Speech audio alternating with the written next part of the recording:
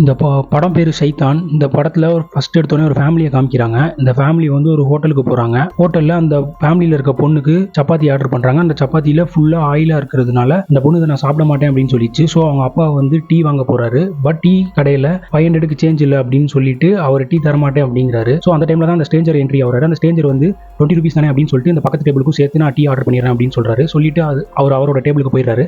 அதுக்கப்புறம் என்ன பண்ணுறாருன்னா இந்த அப்பா வந்து அந்த ஸ்ட்ரேஞ்சர்கிட்ட நீங்கள் ஏன் தனியாக உட்காந்துருக்கீங்க, எங்களோட வந்து ஜாயின் பண்ணிக்கோங்க அப்படின்னு சொல்றாரு. ஸோ அவரு என்ன பண்றாருன்னா இந்த டேபிள் வந்து ஜாயின் பண்ணிக்கிறாரு. ஜாயின் பண்ண உடனே ஸ்வீட்டை வந்து கொடுத்துட்டு அந்த பொண்ணை சாப்பிட சொல்றாரு. அந்த பொண்ணு வந்து அவன் தம்பிகிட்ட கொடுக்கறதுக்கு முன்னாடி அந்த பொண்ணை எடுத்து அந்த ஸ்வீட்டை சாப்பிடுது. அதுக்கப்புறம் அவர் என்ன சொல்றாரு அப்படின்னா இந்த சப்பாத்தியை சாப்பிடு அப்படின்னு சொன்ன உடனே அந்த பொண்ணு யோசிக்காம அந்த சப்பாத்தியை எடுத்து சாப்பிடுது. இதை பார்த்தோன்னே அவங்க அப்பாவுக்கு ஷாக். நம்ம சொல்லல, சொன்னா கேட்க மாட்டேங்கிறா, ஆனா இவர் சொன்ன உடனே எடுத்து சாப்பிட்றாளே அப்படின்னு சொல்லிட்டு. ஆனா அது பெருசா வெளிக்காட்டிக்கல. இதுக்கப்புறம் அவங்க அந்த பொண்ணு அந்த சப்பாத்தியை ஃபுல்லா சாப்பிட்டு முடிச்சதுக்கு அப்புறம் அவங்க கார்ல ஏறி உட்காந்துடுறாங்க. கார்ல ஏறி உட்காந்தோன்னே யாரும் பார்க்காத டைம்ல அவர் வந்து ஒரு பிஸ்கட் பாக்கெட்டை கொடுத்து இதை நீ ஃபார்ம் ஹவுஸ்ல போனதுக்கு அப்புறம் சாப்பிடு அப்படின்னு சொல்றாரு. அந்த பொண்ணு வீட்டுக்கு வந்ததுக்கு அப்புறம் அந்த பிஸ்கட்டை சாப்பிட்றா. வீட்டுக்கு வந்ததுக்கு அப்புறம் பார்த்தா அந்த ஸ்ட்ரேஞ்சர் வந்து டக்குன்னு அந்த வீட்டுக்கு வந்துடுறாரு. வந்துட்டு என்ன சொல்றாருன்னா என் ஃபோனுக்கு வந்து சார்ஜ் போடணும், ஸோ நான் என் வீடு பக்கத்துல தான் இருக்கு, நான் சார்ஜ் போட்டு போயிடுறேன் அப்படின்னு சொன்னேன். சரி சார்ஜ் தானே அப்படின்னு சொல்லிட்டு அவங்க வந்து ஃபோனை சார்ஜ் பண்ணிக்கோங்க அப்படின்னு சொல்லிடுறாரு. இதுக்கப்புறம் அந்த அக்காவும் தம்பியும் என்ன பண்றாங்க அப்படின்னா அந்த தம்பி வந்து வா விளையாட போலாம் அப்படின்னு சொல்றாரு. அந்த டைம்ல இவர் வந்து அந்த பொண்ணுகிட்ட பேசிக்கிட்டு இருக்கும்போது இந்த தம்பி வந்து விளையாட போ அப்படின்னு சொன்னோன்னே இவர் கோவத்தை என்ன சொல்றாரு அப்படின்னா உன் தம்பி உன்னைய விளையாட கூப்பிடுறான், இனிமே அவனை உன்னை விளையாடவே கூப்பிடக்கூடாது அப்படின்னு சொல்லிடுறான். விளையாட போன இடத்துல அவன் தம்பி அலறல் சவுண்ட் அதிகமா கேட்குது. ஓடி போய் அவங்க அம்மா பாக்குறாங்க. பார்த்தா அந்த பொண்ணு விடாம அந்த ஊஞ்சலை பயங்கரமா ஆட்டிக்கிட்டு இருந்தா. அதுக்கப்புறம் அவங்க அம்மா அப்பா சொல்லி அந்த பொண்ணு நிப்பாட்டல. அந்த ஸ்ட்ரேஞ்சர் சொன்னோடனே அந்த பொண்ணு நிப்பாட்டிட்டா. அவன் தம்பி மயக்கம் போட்டுறான். இதுக்கப்புறம் வீட்டுக்குள்ள போன உடனே அந்த ஸ்ட்ரேஞ்சர் என்ன சொல்றாருன்னா இந்த மாதிரி பொண்ணெல்லாம் அடிச்சு வளர்க்கணும் அப்படின்னு சொல்றாரு. இதை கேட்ட அவங்க அப்பா டென்ஷன் ஆயிட்டு நீ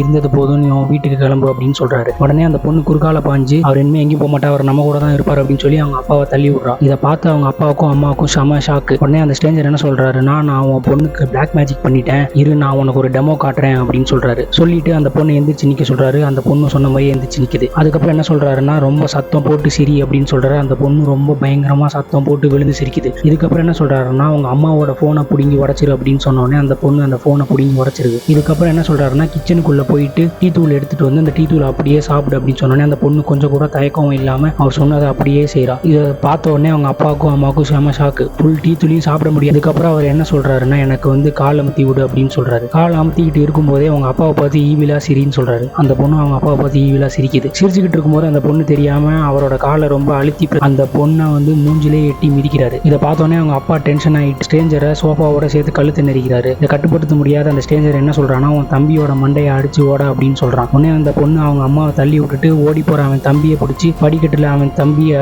தள்ளி விட்டு மண்டையை உடைச்சு ரத்தம் வர வச்சிடறா.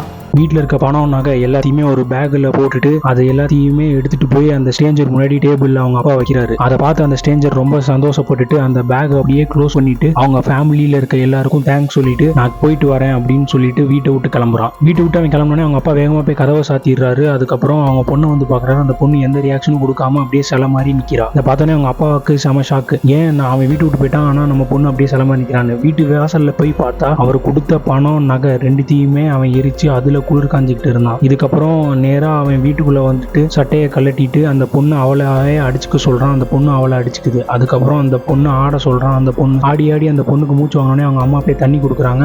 அந்த தண்ணி நீ குடிக்க கூடாது அப்படின்னு சொல்லிடுறான். அந்த பொண்ணு உடனே அந்த தண்ணியை துப்பிடுது. உடனே ஏன் என் பொண்ணை தண்ணி கூட குடிக்க விட மாட்டேங்கிற அப்படின்னு சொன்னதுக்கு அந்த பொண்ணை எப்படி தண்ணி குடிக்க வைக்கணும்னு எனக்கு தெரியும், நீ மேலே போ அப்படின்னு சொல்றான். அந்த அம்மா போகாம இருக்கும்போது அந்த பொண்ணுகிட்ட அவன் என்ன சொல்றான்னா நீ கழுத்து அறுத்துக்கோ அப்படின்னு சொன்னே அவங்க அம்மா பயந்து மேலே போயிடுறாங்க. நான் கீழே போகணும் வழி விடு அப்படின்னு சொல்லிட்டு இல்லை நீ அந்த டைம்ல அந்த பொண்ணு அவள் ட்ரெஸ்ல யூரின் போயிடுறா. இதை பார்த்து கலங்கி போன அவங்க அப்பா அவங்க அம்மா கிட்ட போய் சொல்றாரு. அவங்க அம்மா வேகமா கீழே ஓடி வந்து சொல்றாங்கன்னா நான் என் பொண்ணை மேலே கூட்டிட்டு போயிட்டு ட்ரெஸ் சேஞ்ச் பண்ணி விடுறேன் அப்படின்னு சொல்றாங்க.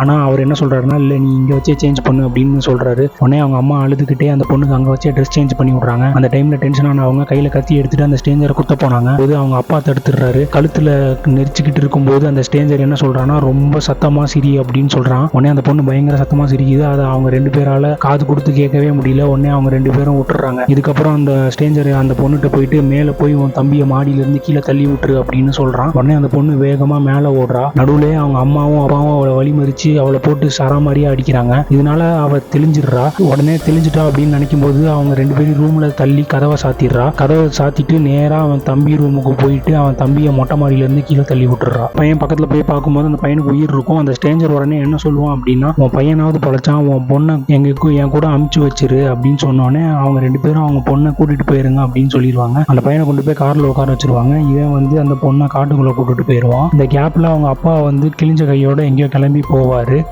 அவன் டெஸ்டினேஷனுக்கு போய் பார்த்தா அந்த இடத்துல அவன் நிறைய பொண்ணுங்களை இதே மாதிரி கிட்னாப் பண்ணி வச்சிருந்திருப்பான். அவங்க அப்பா எங்க போவாருன்னா அந்த சர்வெண்ட் வீட்டுக்கு போவாரு. அங்க போய் சர்வெண்ட் மொபைல் எடுத்து பார்க்கும்போது அதுல வந்து ஒரு லொகேஷன் ஷேர் ஆயிருக்கும். அந்த லொகேஷன் என்னன்னா ஸ்ட்ரேஞ்சரும் அவங்க அம்மாவும் சண்டை போடுற கேப்ல அந்த ஸ்ட்ரேஞ்சரோட மொபைல் எடுத்து அந்த டீ கடையில் போடுற அந்த பேட்டர்னை ஞாபகம் வச்சு அன்லாக் பண்ணி அந்த லைவ் லொகேஷனை வந்து ஷேர் பண்ணிட்டு அந்த பூஜை இடத்துக்கு ட்ராக் பண்ணி போயிடுவாரு. பூஜை நடக்கிற இடத்துக்கு போன உடனே அந்த ஸ்ட்ரேஞ்சரோட அடியாட்கள் வந்து இந்த ஹீரோவை அடிச்சு நெருப்புல தள்ளி விட பார்க்க போவாங்க. அதுக்குள்ளேயுமா அவர் வந்து காலில் சூடு வச்சு அந்த ஸ்ட்ரேஞ்சரோட நாக்கை வந்து அறுத்து அதை தூக்கி நெருப்புல தூக்கி போட்டுருவாரு. உடனே அங்க இருக்க பொண்ணுங்க எல்லாருமே இந்த அடிக்க வருவாங்க.